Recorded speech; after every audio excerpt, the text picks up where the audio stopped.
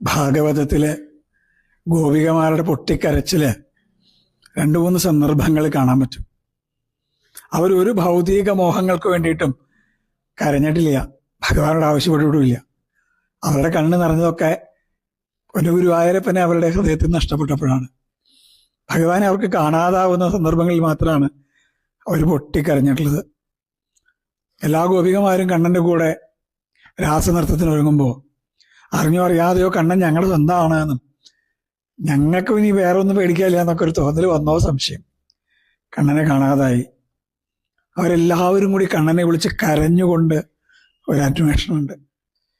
മുല്ലവള്ളിയോടും മാൻകിടാവിനോടും ആ കാട്ടിലെ സർവ സസ്യലതാദികളോടും ഞങ്ങളുടെ കണ്ണനെ കണ്ടോ എന്ന് പറഞ്ഞിട്ട് പൊട്ടിക്കരയുന്നുണ്ട് അവർ.